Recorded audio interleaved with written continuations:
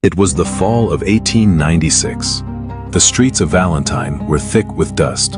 The young man who knocked on my office door introduced himself as Elias Turner. His father had been missing for three days. The railroad company had made an offer to purchase land for a new line that would cut straight through his property. Turner had refused to sell. The land belonged to my grandfather, the young man said. My father used to say it couldn't be measured in money. I went down to the riverbank. There were signs of a struggle in the mud. Not much blood, but enough. Nearby, I found a spent shell casing. Beneath it, a small mark was carved into the brass. 2 lines forming a V. I recognized it. Pinkerton Custom Ammunition.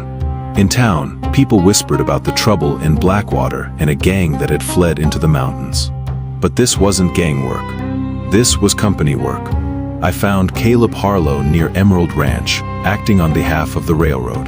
He told me Turner wouldn't cooperate and the company couldn't afford delays. These lands can't stand in the way of progress, he said. But progress sometimes carries a gun. That evening I learned 2 strangers had left town in a hurry.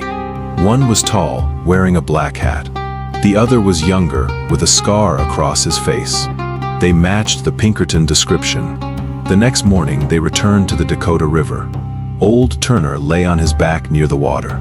1 bullet through the chest, fired at close range. The struggle had been brief. In the inside pocket of his coat was an old family photograph. On the back, a single sentence was written: "Land is not for sale." When I returned to town, no one spoke. Official records listed the incident as an attack by unidentified bandits. But bandits in this territory usually take wallets, not land.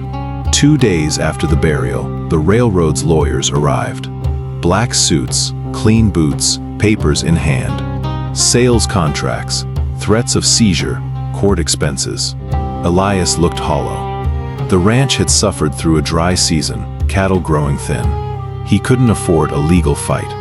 If my father were alive, he wouldn't sign, he told me. If your father were alive, he might have had another choice, I replied. A week later, he signed. The tracks were laid straight through the heart of the Turner property. As workers tore into the soil, the freshly dug grave watched from the hill above. When the first train whistle blew, Elias stood on the porch. The anger was gone from his face. Only exhaustion remained.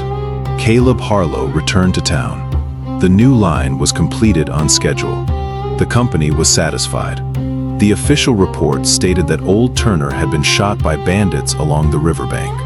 The file was closed, but I kept the shell casing. The V carved beneath it is still there.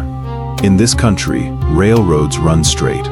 Those who resist either disappear or make way.